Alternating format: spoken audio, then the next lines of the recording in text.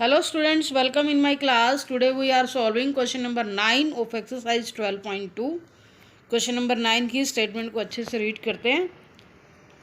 A brooch is made with silver wire in the form of a circle with diameter 35 millimeter. The wire also used in making 5 diameter which divide the circle into 10 equal sectors as shown in the diagram 12.12. Find the total length of the silver wire required. Total length कितनी लगी इस broach को बनाने में और area of the each sector of the broach. देखो मैं पहले आपको डायग्राम में ही बता दूं, ये हमारा ऐसे ब्रोच बना हुआ है सर्कुलर फॉर्म में. तो पहले उसने क्या, और उसके अंदर उसने फाइव डायमीटर्स ड्रॉ किए हैं. मैंने भी डायग्राम बनाया है यहाँ पर. सबसे पहले हमने एक सर्कल ड्रॉ किया, कुछ भी रेडियस लेकर के आप सर्कल ड्रॉ करो. तो 5 डायमीटर मतलब सेंटर में से, सर्कल का सेंटर में से ही 5 डायमीटर से इक्वल डिस्टेंस पर आप मार्क कर दो 5 डायमीटर. 5 डायमीटर जैसे हम ड्रॉ करेंगे हमारा सर्कल क्या हो जाएगा, 10 सेक्टर में डिवाइड हो जाएगा. जैसे 1 2 3 4 5 6 7 8 9 10 सेक्टर क्यों कह रहे हैं, क्योंकि ये हमारी रेडियस ही तो है. और रेडियस से जो पार्टीशन कट होता है मैंने आपको बताया, ये वो क्या होता है, सेक्टर होता है.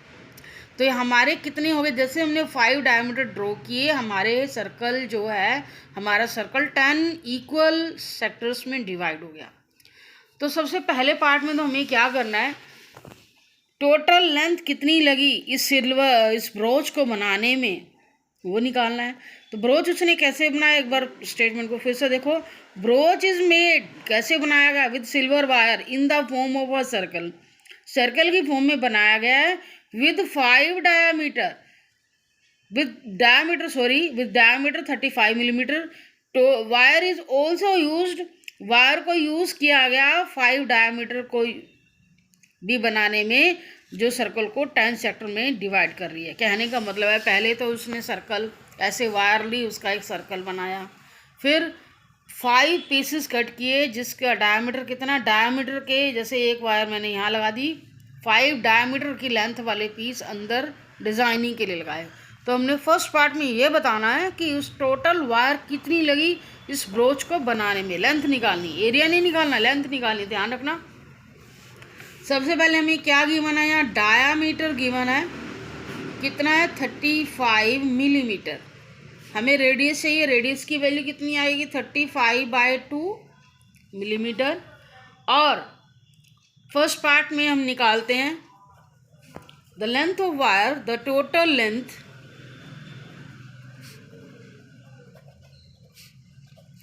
Of wire for making silver broach. Broach कह दो, क्या आएगा. देखो सबसे पहले तो उसने एक सर्कल बनाया. देखो सर्कल की लेंथ निकालनी है, सर्कल की सरकमफ्रेंस पर उसने यूज़ किया वायर को. तो आपको पता है सर्कल की सरकमफ्रेंस क्या होती है, 2πr प्लस 5 डायामीटर. यहाँ उसने वायर को यूज़ किया है. पहले बार का बाउंड्री ली तो वो क्या होगा, सरकमफ्रेंस होगा, प्लस अंदर डिज़ाइनिंग के लिए 5 डायमीटर लगाएं. टोटल वायर कितनी लगेगी, सरकमफ्रेंस प्लस 5 डायमीटर्स. तो 2 की वैल्यू 22/7 रखोगे. आर कितना है हमारा, रेडियस कितनी है 35/2 प्लस 5 डायमीटर. एक डायमीटर की लेंथ 35 है और 5 की कितनी हो जाएगी. अब आप इन सब के साथ मिलीमीटर अप्लाई करोगे, मिलीमीटर स्क्वायर नहीं अप्लाई करना है क्योंकि एरिया नहीं है, लेंथ निकाल रहे हैं. सिंप्लीफाई करो इसे, ये टर्म आपकी अलग से सिंप्लीफाई होगी. 7 5 35, ये 2 से 2 कैंसिल हो गया. 22 को 5 से मल्टीप्लाई किया 110 प्लस, और 5 को 35 से मल्टीप्लाई किया, हमारे पास क्या आया 175 मिलीमीटर. टोटल कितना आएगा 285 millimetre. I hope you have clear all the points. तो आपको अच्छे से समझ आ गया होगा. इसमें हमने क्या करना, एरिया नहीं निकाला, टोटल लेंथ निकाली, कहाँ कहाँ हमने यूज़ किया इस वायर को बनाने में. नेक्स्ट है सेकंड पार्ट. सेकंड पार्ट में आपको क्या निकालना है, एरिया ऑफ ईच सेक्टर। देखो यहाँ पर 10 सेक्टर है, एक सेक्टर का एरिया निकालना है और सारे सेक्टर क्या है, इक्वल है, इक्वल है। तो जो एक सेक्टर का एरिया होगा वही सारे सेक्टर का एरिया होगा। तो आपको 1 सेक्टर का एरिया निकालना है। तो 1 सेक्टर का एरिया निकालने के लिए आपको उसके लिए क्या चाहिए, एक रेडियस चाहिए। दूसरा आप क्या चाहिए होता है, सेक्टर का एरिया का फॉर्मूला आपको पता ही है, पाई आर स्क्वायर थीटा बाय में 360 थीटा चाहिए हमें। यहाँ पर सेंट्रल एंगल चाहिए, तो हमें पहले सेंट्रल एंगल निकालना होगा क्योंकि यहाँ गिवन नहीं है। तो हम क्या करेंगे, एंगल निकालेंगे। रेडियस तो हमें पता है 35/2 है, वही यूज होगी। एंगल ऑफ ई सेक्टर,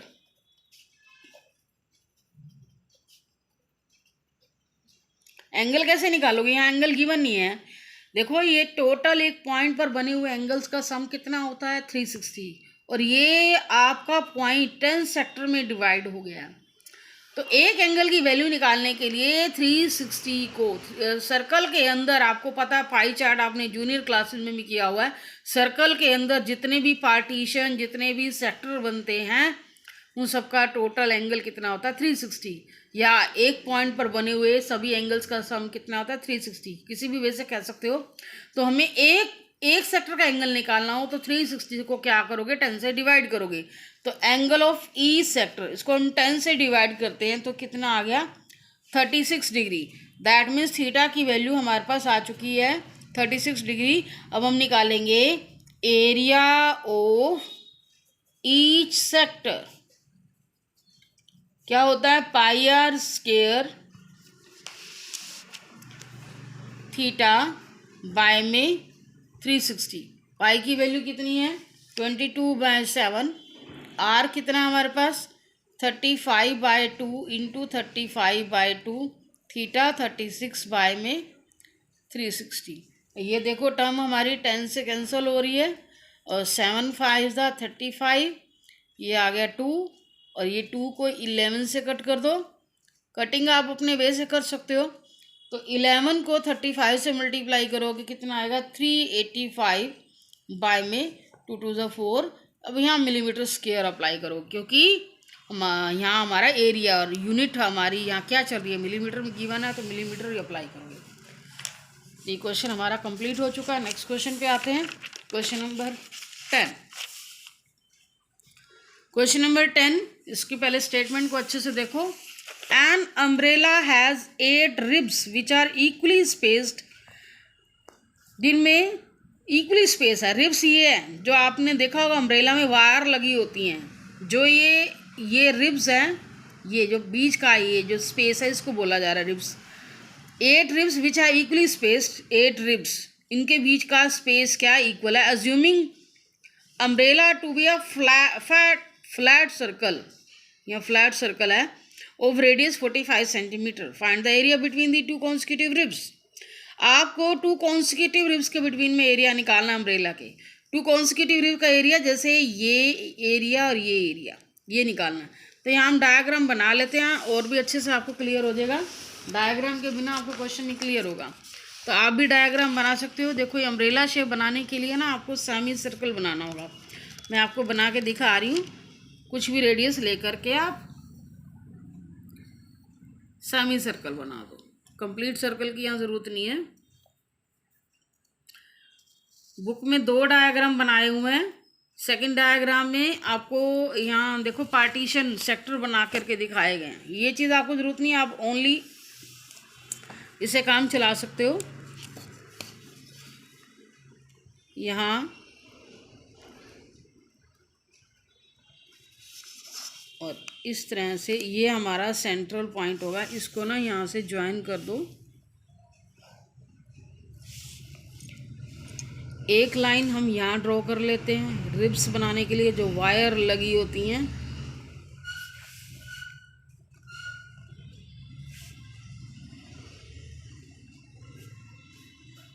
देखो आप इसको, इसके 1 2 3 4 पार्ट्स यहाँ दिखाई दे रहे हैं, 4 आपको पता है इसके दूसरी साइड होंगे। तो टोटल हमारे पास क्या हो गया, ये सर्कल है और इसके 8 सेक्टर बनेंगे। 1 2 3 4 आपको फ्रंट में दिखाई दे रहे हैं। आपने डायग्राम थोड़ा सा इस तरह से बनाना। देखो ये मेरा थोड़ा सा गैप का आ गया, तो गैप इक्वल रहे, ऐसे यहाँ आना चाहिए था ये पॉइंट।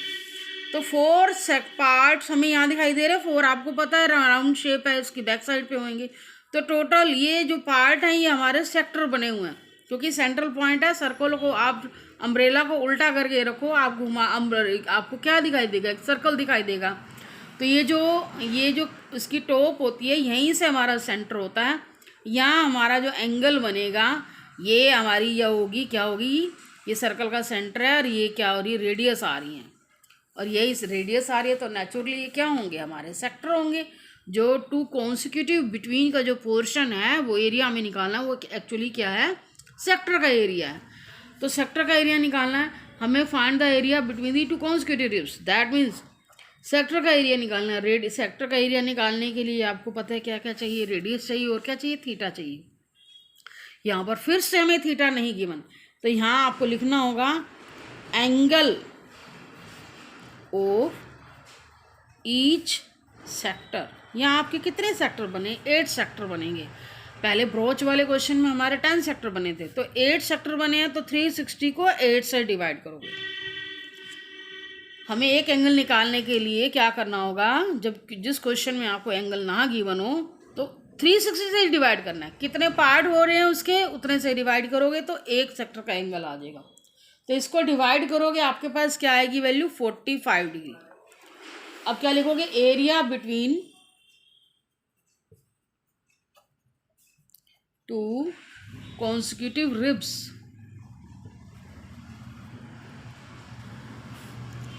एक्चुअल में आपको क्या करना है? सेक्टर निकालना है। आप जैसी वर्डिंग यहाँ लिखी गई वही लिखोगे, कॉन्सिक्यूटिव रिब्स का एरिया। हम इस सेक्टर फॉर्मूला वही अप्लाई करेंगे। पाई की वैल्यू यहाँ 22/7 ही यूज़ होनी है। आर कितना? 45 × 45। थीटा कितना? 45 डिग्री बाय में 360। अब देखो इससे इसको कट करोगे 8 ही आएगा, और ये कितना आएगा? और टर्म हमारी कैंसिल हो रही है इसमें। 2 4 ज़ा 8, 2 1 ज़ा, और कुछ नहीं कैंसिल हो रहा। अब इन सबको आप मल्टीप्लाई करोगे। 11 45 45, 2 45 और 1 11 है। इन सबकी मल्टीप्लाई हमारे पास कितनी आएगी? 222 7 5 28 डिनोमिनेटर में है, सेंटीमीटर स्क्वायर, क्योंकि रेडियस हमारी सेंटीमीटर में है। सिंपल क्वेश्चन है, आपको समझ आ गया होगा। हाँ जी, नेक्स्ट क्वेश्चन पे आते हैं। 11th question. अब इन क्वेश्चन में क्या किया गया? डायरेक्ट नहीं लिखा गया कि सेक्टर का एरिया निकालना है, बस आपको अच्छे से डायग्राम को अंडरस्टैंड करना है। वही हमें एक सेक्टर का एरिया निकालना है। सेक्टर कैसे बन रहा है वही आपको अच्छे से समझना है। A car has 2 wipers which do not overlap. Each wiper has a blade of length 25 centimetre sweeping through an angle of 115 degree. Find the total area cleaned at each sweep of the blade. अब देखो, car के front में आपको पता है wiper लगे होते हैं। जब बारिश का पानी वगैरह गिरता है, उसके जो आगे ग्लास लगा होता है उसको क्लीन करने के लिए, तो उसकी जो एरिया क्लीन कर रहे हैं वो कितने डिग्री का एंगल बन रहा है? 115। तो डायग्राम बना लेते हैं। देखो, वाइपर जो एरिया क्लीन करता है ना, इस तरह से एरिया जाता है। ये यहाँ खड़ा होता वाइपर, इधर जाएगा और इधर जाएगा, लगभग ऐसे। और जैसे ये यहाँ वाइपर इधर घूमता है, इधर घूमता है। तो कहता है जो एरिया क्लीन कर रहा है कितने डिग्री का एंगल बना रहा है? 115 डिग्री का। और इसके जो ब्लेड की लेंथ है वो कितनी है? 25 सेंटीमीटर। और आप देखो ऊपर से भी ऐसी शेप दिखाई देती है। आप अपने देखना कभी नोटिस करके, अपने प्रैक्टिकल में भी देख सकते हो। देखो, car has 2 wipers which do not overlap. जो एक दूसरे के ऊपर ओवरलैप नहीं होते, मतलब एक दूसरे के ऊपर टच नहीं करते। आपने कभी देखा होगा, अलग अलग ही रहते हैं। ईच वाइपर के ब्लेड की length 25 centimetre sweeping through an angle. Sweeping through का मतलब जैसे इधर जाता है, इधर जाता है, मतलब इस एंगल में ही स्वीप कर रहा है। ऐसे आपको 2 वाइपर के बारे में बताना है। 2 वाइपर हैं,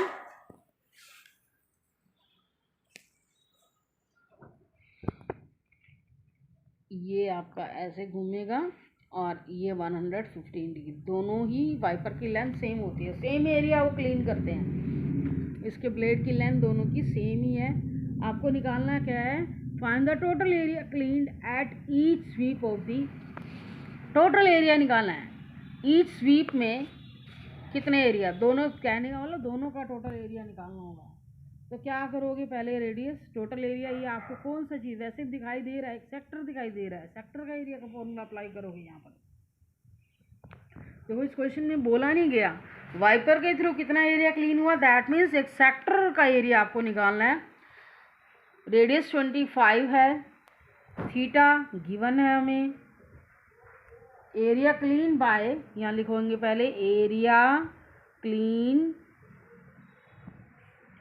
बाय 1 वाइपर, क्या आएगा पाई आर स्क्वायर थीटा बाय में 360। आप डायरेक्ट 2 का भी निकाल सकते हो, इसको ट्वाइस कर देना।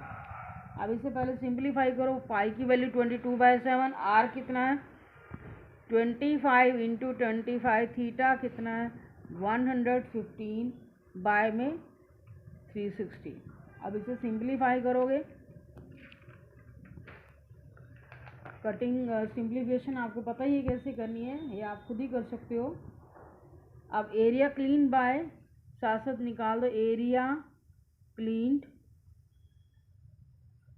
बाय 2 वाइपर, क्या आएगा इसका ट्वाइस कर दो, आगे 2 से मल्टीप्लाई कर देते हैं, 25 इंटू 25 इंटू 115 बाय में 360। अब ये कैलकुलेशन आपके ऊपर डिपेंड करती है कैसे करनी है आपने।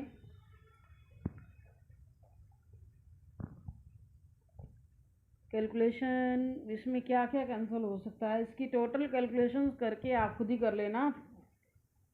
158,125 बाय में 126 ये टर्म आती है सेंटीमीटर स्क्वायर, ये आप देख लेना कैसे आएगा। 2 ये इससे कैंसिल कर सकते हो, 5 के टेबल पे कैंसिल हो रही है टर्म, या 5 5 ज़ा 25, ये कितना आएगा 5 7 ज़ा 35, 5 2 ज़ा, आपके ऊपर डिपेंड करता है ये। एक टर्म हमारी यहाँ से कैंसिल हो रही है, 36 आ गया, और क्या कैंसिल हो सकता है, ये 18 आ गया, 18 7 ज़ा 126 आएगा, बाकी आप मल्टीप्लाई करके देख सकते हो। तो ये क्वेश्चन भी हमारा कंप्लीट हो गया, आपको यही करना था, 2 वाइपर के ने कितना एरिया क्लीन किया वही निकालना था। तो 11 क्वेश्चन आपके हो चुके हैं। Thank you for watching video.